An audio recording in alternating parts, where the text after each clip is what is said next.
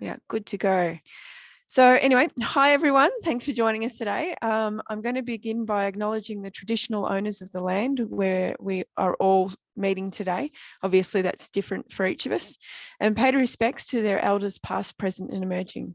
Today's session is being presented by Belle Mendoza from the Australian Visa and Education Specialists, and today she'll be discussing sponsoring migrant workers to fill skill shortages. Just a couple of housekeeping items before I hand over to Belle. We are recording the session, but your image, your voice and your questions won't appear. So what we've done is we've turned the Q&A function on, and this means that you can put your questions in there and Belle and I can see them, but that's it. I'll hand over to Belle now. So here we go. Thank you, Bronwyn, and welcome everyone. Thank you for the invitation to be part of Law Week celebrations again for Victoria. So before I proceed, I'd like also to acknowledge the traditional custodians of the lands on which we meet and pay my respect to their elders past, present, and emerging. I am currently doing this webinar on Yorta and Marram country, and I'm very privileged to be able to deliver this session to you today. So let me just try and share my screen. And okay. So my role today is to provide you some information and ideas on how you could possibly fill some of those skill shortages if you got a business through employer sponsorship. So we'll be looking at some options for you, possibly some of those visa pathways that you may look into if you're wanting to sponsor somebody from overseas.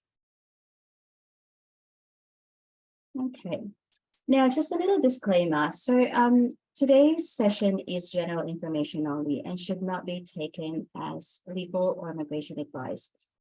You have to be mindful that legislation and rules change all the time. So we need to make sure that the information and advice we're giving you is relevant as of the date it's given. So today would be relevant as of today's date. It may change again tomorrow. We wouldn't know that. Now, if you do have any specific migration matter, we may have to discuss that outside of the session today, only because circumstances are unique to each individual person. Just a little disclaimer there. So just a little overview of what we will be talking about today. So we'll be looking at temporary skill shortage scheme or program, under which you'd have the short-term, the medium-term, and the labor agreement streams. Specifically under the labor agreement stream, we'll be looking at the Designated Area Migration Scheme, or the DAMA, but we may also look at the Pacific Australia Labor Mobility, or PALM program.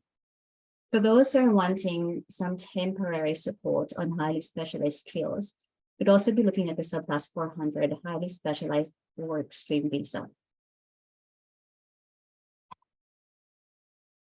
So with the temporary skill shortage, or the TSS program, as I've mentioned, you have three main streams. You have the short term, you have the medium term stream, and you have the labor agreement stream. How are they all different? The short term stream looks at occupation on the short term occupation list. So you would sort of imagine that the Australian government releases a list of occupations that are considered to be skills on demand. So they're classified in, a short-term occupation list, then you have the medium-term occupation list, and there is also the regional occupation list, which is specific to those who are in regional areas.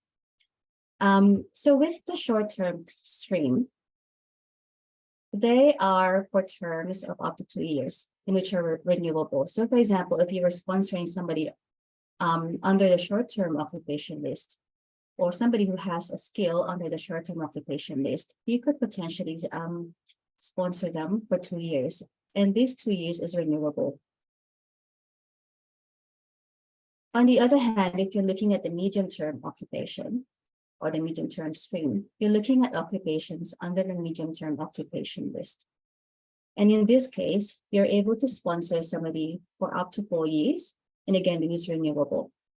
Now, historically, if you're looking at permanent visa pathways, the temporary skill shortage under the medium-term stream would have that option and not for the short-term occupation list. However, there will be some changes coming up in July from starting the 1st of July this year, where short-term occupation list holders or visa holders would be able to apply for permanent residency as well. At the moment, though, we don't have the regulations yet. We don't have the procedures manual for that yet. We're keeping an eye out for the possible changes and how that's going to impact the TSS program. Now, the labor agreement stream, on the other hand, could also cover those occupations on the medium-term and the short-term occupation list. They have terms of up to 4 years renewable, again, similar to the TSS short-term or medium-term streams. How this one is a little bit different is with labor agreement stream, the business or the employer is actually getting into agreement with the government for them to be able to employ workers or migrant workers to specific skills or occupations under the medium-term and short-term occupation list. Usually the agreements are valid for 5 years, in which case employers are able to nominate and hire workers from overseas to fill those skill shortages in their businesses. Now, let's have a look at the general process for your temporary skill shortage stream, or the TSS. So the general process for all of them is you would have a standard business sponsorship. And when I say standard business sponsorship, this is typically applicable just to the medium term and the short term stream. Then you have the nomination process, and then finally the visa application process. Let's try and have a look at those individual process and see what the requirements are. Okay, so the first step is for the business to apply for standard business sponsorship. What this means is that they need to be actively and lawfully operating in Australia, or if they're not, they need to be actively and lawfully operating overseas and be bringing the visa applicant to Australia, either to establish a business operation or to fulfill contractual obligations. There must not be any adverse information known that is relevant to the business suitability as an approved sponsor. When we talk about adverse information, any issues with taxation, with workplace safety, those sort of issues that are under investigation or have been decided on. Now, once the employer has been approved a standard business sponsorship, and this is again valid usually for 5 years, then they would be able to nominate a specific worker to fill a specific position within the company or the business that they're trying to fulfill. Now, with this stage, though, the employer will have to be mindful that what they're nominating an employee for is actually a skill that is under the medium-term and short-term occupation list. They need to be skills in demand in Australia and which cannot be fulfilled or filled by local workers. Now, the position needs to be a genuine full-time position. It needs to be in the sponsor's business or that of an associated entity and be subject to a written contract of employment unless exempt from this requirement. The salary have to be at least TSMIT, or what we call a temporary skilled migrant income threshold, and at least the annual market salary rate for your nominated occupation. So what does that mean? When we talk about TSMIT, we talk about the salary amount or the base salary amount that is set by the government to be paid for a migrant worker. So currently, it is set at 53,900. So that means that the salary or the base salary to be offered to a migrant worker must not be below that threshold. On top of that, it also should meet the annual market salary rate, which means that if, for example, an occupation is paid at a rate higher than 53,900, it must be at par with that rate. For the same nominated occupation for the same sort of region, so it meets that salary requirement. Now, again, following the changes that will be happening as of 1st of July, what we hear is that the TSMIT will be increased to 71,000, if I'm not mistaken. So it's around that figure. But like I said, again, we haven't got, the procedures relating to that yet at the moment, but we will keep you, updated once that gets implemented. Now, the business should also be subject to conditions of employment other than the earnings that are no worse than those that apply or would apply to Australians performing equivalent work in the same location. So that means the same conditions and standard of employment should also apply to the same to the migrant worker as those that are applicable to workers, like Australian workers or locally based workers. So their rights must not be diminished as well because of the fact that they are migrant workers. And as like it said, the occupation must be on the current short-term or medium-term occupation list. And it also have to have been subjected to labor market testing or LMT. Now, the labor market testing is a requirement for businesses to ensure that before they hire somebody from overseas or a migrant worker, they have attempted and gone through a rigorous process of advertising and recruiting local workers first. So under the labor market testing requirement, employers are required to advertise for at least 4 weeks in the government required website, and also into two other websites or advertising platforms, whether paid or free. And the advertising must have occurred at least within 4 months prior to the application for the nomination.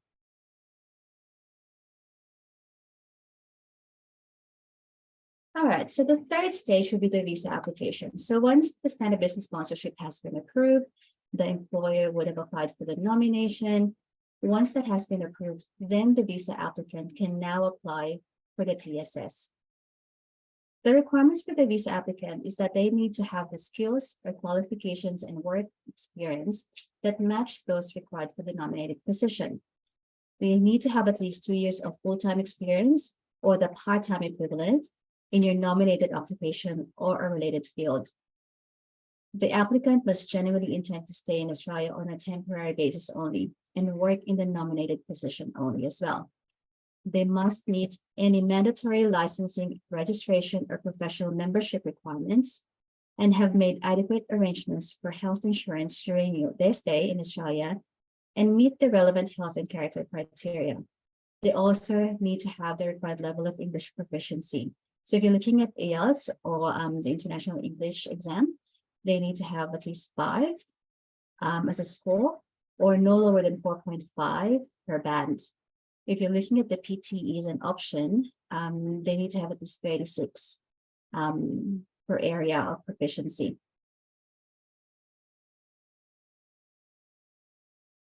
Okay, now moving on to the labor agreement. So the labor agreement, on the other hand, enable approved businesses to sponsor skilled overseas workers when there is a demonstrated need that cannot be met in the Australian labor market and where standard and temporary or permanent visa programs are not available. So they were developed, or they are developed between the Australian government, represented by the department, and the employers. They are generally in effect for 5 years and provide for visas to be granted under the TSS programs, among others. So like I mentioned earlier, once the employer have applied for a labor agreement and that's been approved, they can start sponsoring and nominating workers under the TSS program. There are different types of labor agreements, including your company-specific labor agreements, your DAMA, global talent employer-sponsored, industry labor agreements, or project agreements. However, for this session, considering we don't have limited time, we will be looking specifically at the designated area migration agreements, or the DAMA. Okay, so there are a number of DAMAs in place all across Australia, but the one that is relevant to us here in the GB area is the GB DAMA. The GB DAMA is an employer-sponsored visa program that utilizes multiple visa options, including the Subclass 482 Temporary Skill Shortage, or the TSS, Subclass 486 Employer-Nominated Scheme, and the Subclass 494 Skilled Employer-Sponsored Regional Provisional Visas. So in the GB area, the GB DAMA is actually covered by the Shepparton Council. Okay, so now these are the steps for your labor agreement. So step 1, the employer must seek endorsement for one or more occupation or positions. Step 2, we must request labor agreements, which are valid for 5 years. Step 3, nominate individual overseas workers. And finally, the overseas workers would apply for the visa under step 4. Let's look at the steps one by one. So under step 1, the employers need to be endorsed by the designated area representative, or DA. The GB Dama DAR, as I mentioned, is the Greater Shepparton City Council. So you make your application for them to the GB DA for you to be endorsed and be able to apply for a Dama agreement. Oh, no, sorry, an agreement with the government. The request can be made for a single occupation or position or multiple occupation or positions. So say, for example, if you're wanting to employ or nominate for multiple positions, you don't have to apply for multiple endorsements with the DA.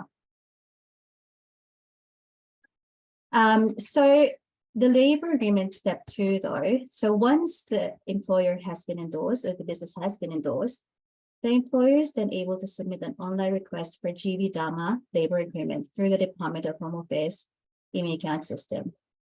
The labor agreement will stipulate the number of approved occupations and positions, as well as the GB Dama concessions to standard skilled migration criteria. So on this step 3, employers can then nominate the overseas workers up to the occupation position number limits specified in their labor agreement. We have, of course, access to the GB Dama concessions endorsed by the DA. Nominations are made under the labor agreement stream that links with the concession in the employer labor agreement. And then finally, once that's out of the way, once a nomination is approved, the overseas worker can apply for their visa. The TSS temporary visa is valid for up to 4 years. Once the overseas workers has been employed on a TSS visa under the GB Dama for at least 3 years, they may have access to a permanent or ENS plus 186 visa. So this is the process in a nutshell. And look, you could find more information on the process and how to go about it by looking at the GB Dama website on the screens. So basically, if you look at the first step there, the DA endorsement is the one that you'd be looking at when you apply with Shepparton Council. And then the rest of the process would be under the Department of Home Affairs. So the employer will be looking at the DA endorsement, the Dama labor agreement request, the nomination application. But the last process would be processed by the overseas worker, because the overseas worker would need to apply for the visa application.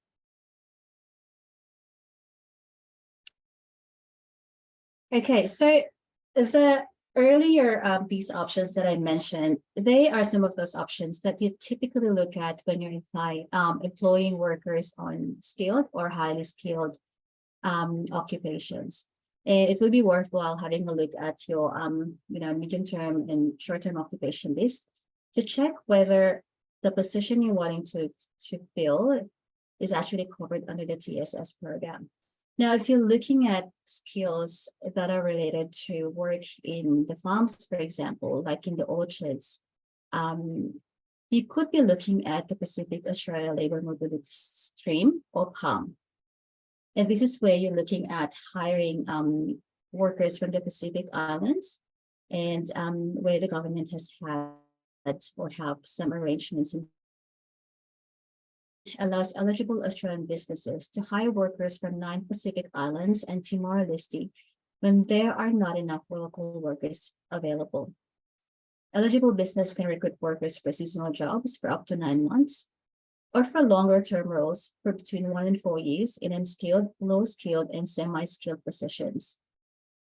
The program aims to help fill labor gaps in rural and regional Australia and nationally for agriculture and select agriculture-related food product manufacturing sectors by offering employers access to a pool of reliable, productive workers in Australia. This program replaced the existing Pacific Worker Program. So you may have heard before seasonal work programs. This has basically replaced that. So it's a more effective pathway and a consolidated pathway for looking at those seasonal worker programs as well.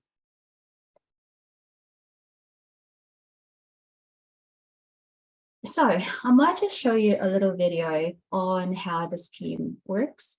It is a short video, but yeah, just give me a minute to set it up.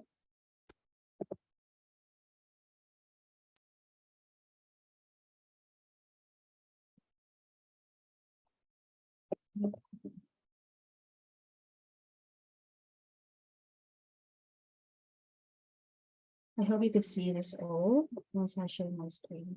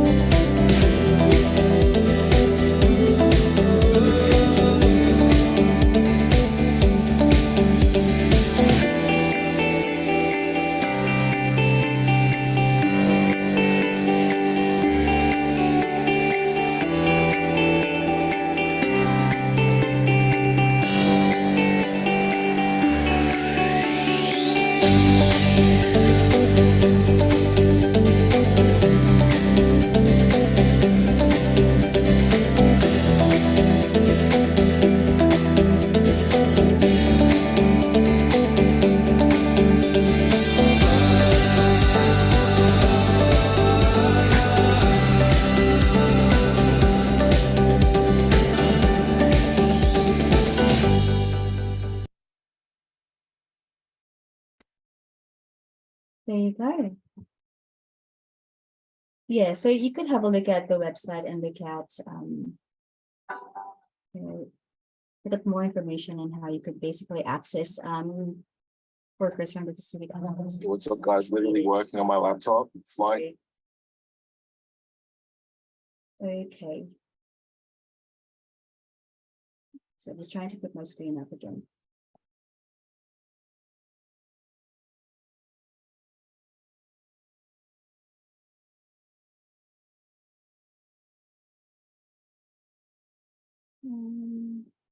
Maybe just having some technical.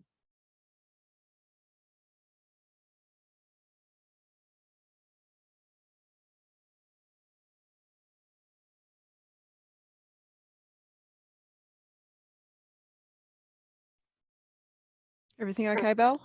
Yes, I'm just trying to stop my screen again. Okay. It's okay.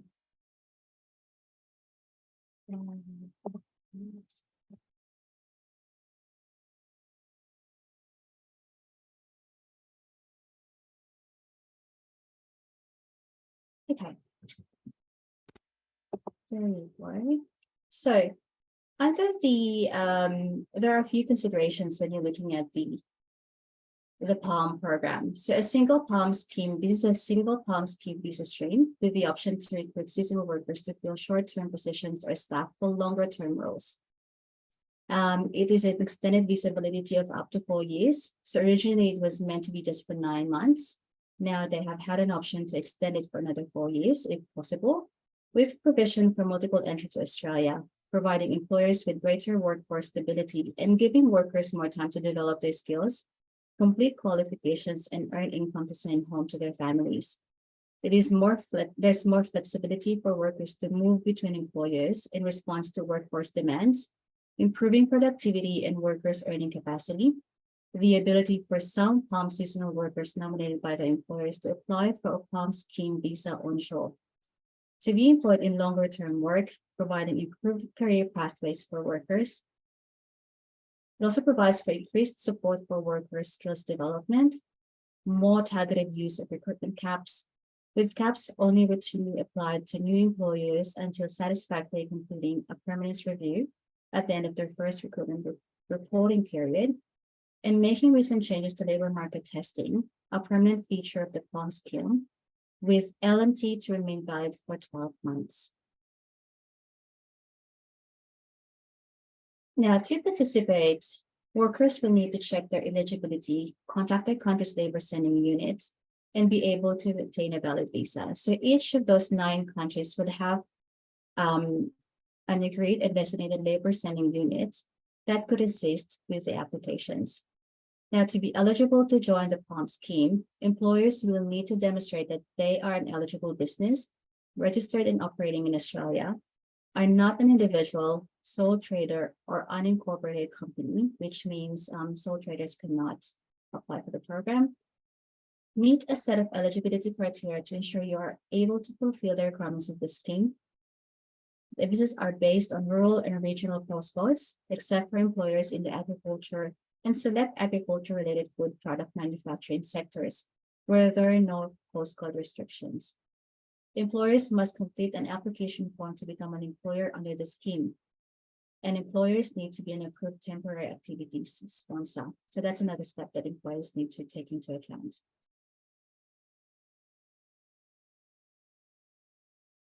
Now, some employers might be looking at only requiring the services of a migrant worker temporarily. There may be an option for an employer to hire somebody or work with a migrant employee on specific projects, for example, that require highly skilled people, or which cannot be located or filled locally. An option for that would be the surplus 400 highly specialist skills visa. So this visa is to allow people to travel to Australia for short-term, highly specialized, non-ongoing work. The work that you are to undertake in Australia must be short-term and non-ongoing. It is a highly specialized role. In general, this means that the work is classified as a skills level 1 to 3 occupation in the Australian-New Zealand Standard Classification of Occupations, or ANSCOI, or it requires skills or knowledge that are specific to an international company, such as installing imported equipment, after-sales service, or emergency repairs. So in general, what this means is that there are highly specialized skills that cannot be found locally, or there's a huge scarcity of that skills available. Now, about this visa, the work must not involve the performance of generic skilled tasks that can be undertaken by similarly qualified and skilled Australian workers. The visa applicant must have the specialized skills, knowledge, or experience that is required to perform the work referred to above, which can assist Australian businesses and cannot reasonably be found in the Australian market. They must genuinely intend to stay in Australia temporarily in order to carry out the relevant work and have access to sufficient funds to support themselves whilst they are in Australia. So there you have it. So those are just some of the options that you could take into account if you're wanting to employ somebody from overseas. There is still a number of other visa options out there, but like I said, I kind of focused on the ones that are more relevant to the GV area, and where we find then there are quite a number of a huge demand for some of those skills. So with the GV area, for example, we're finding that there are a lot of demand for workers in farms, in the trades industry, also needs for workers in the orchards, in the fruit industry as well. And we find that these are some of the options that has been very effective in trying to support the businesses with their employment needs or with their employee needs. The other thing I was going to point out as well is with the TSS program, it's really important to note, though, that there are some specific costs that the employers cannot recover from their workers when they are employing somebody from overseas. So, for example, costs associated with the standard business sponsorship application and costs associated with the nomination aspect of the program cannot be recouped or recovered from the employers once they're already on board. Those are just some of the basic requirements under that program. The other thing to consider as well is as an employer, you will be subjected to a number of obligations as a sponsor or as an employer sponsor. So that you would be subject to possible scrutiny around looking at your records and just ensuring that you are complying with Australian labor laws and meeting your obligations under the sponsorship agreements. Yeah, so that's basically it. If you have any questions, we are based at the Shepparton Business Centre. I've got our details on the board there for you on the screen for you to have a look at. Other than that, if you have any questions, I'm probably happy to take some questions, or you could send us an email and send us some questions probably via Bronwyn, and we'll try and respond to your questions. Your Q&A function is working at the moment, so if you do want to drop anything into there, and Belle can cover them now, but otherwise you are welcome to either contact me and I'll direct the question to Belle, or if you manage to get Belle's email address written down quickly, then you can send them to her directly.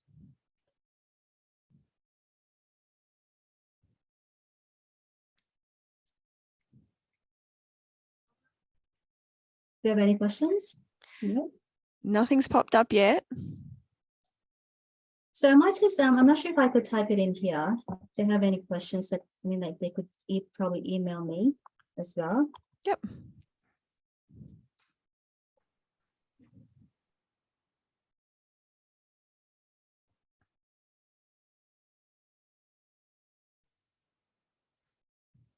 There we go. If you have a look over in your chat room, you'll be able to see that Belle's email address is now written for you. So grab a pen, write it down, and you can send all those tricky questions to Belle.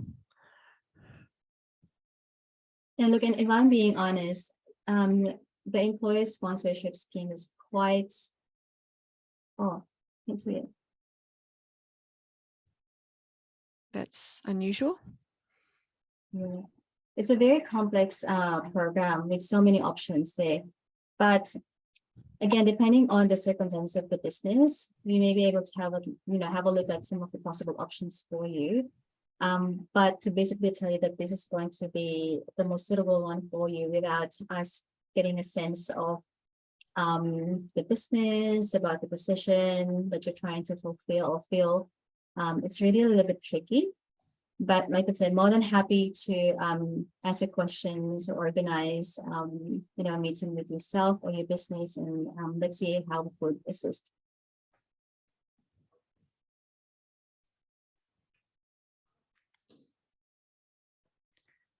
So thanks, Mel. Can you confirm whether you now can see it? Yep, beautiful. Thanks.